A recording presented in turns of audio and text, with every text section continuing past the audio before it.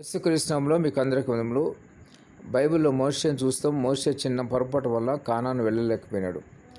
ఆయన గొప్ప నాయకుడు, మరి అనేక లక్షల మందిని నడిపించిన గొప్ప వ్యక్తి. అటువంటి వ్యక్తి మరి కానాను చేరలేకపోయినాడంటే అది చాలా విచారకరం, బాధాకరం.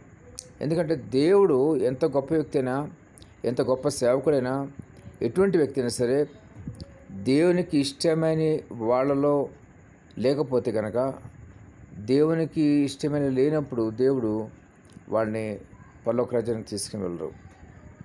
జ్ఞాపకం చేసుకోండి, ఇక్కడ కానాను అంటే అతి ముఖ్యమైనది. అటువంటిది కానాను ఆయన మరి ఎంతో కష్టపడిన వ్యక్తి, నడిపించిన వ్యక్తి కానాను వెళ్ళలేకపోయినాడు. అలాగే ఇక్కడ ఎంత గొప్ప వ్యక్తులు, ఎంత గొప్ప దేవుని సేవకులైనా సరే పొరపాట్లు చేస్తే పరలోకాన్ని స్వతంత్రించుకోరు. అందుకనే దేవుని వాక్యలో ఒక మాట ఉంటుంది, ప్రభా అని చెప్పుడు ఎవరు కూడా పరలోక రాజ్యానికి వెళ్ళరు.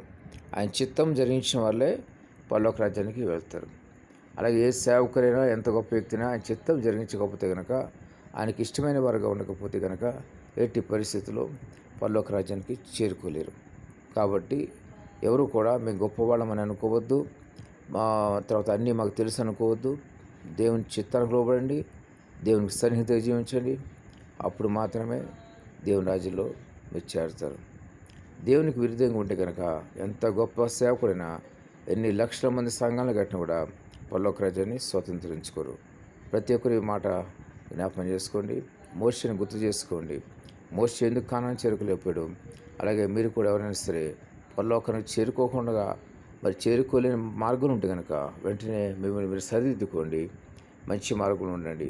అంతవరకు సహించిన వాడే రక్షించబడిన దేవుని వాక్యం చూస్తారు. కాబట్టి దేవునికి ప్రీతికరంగా, ఇష్టకరంగా ఉంటే ఆయన మేము పరిశుద్ధపరుస్తాడు, పవిత్రపరుస్తాడు. ఆయన రాజ్యంలోకి ఆయన తీసుకుని వెళ్తాడు.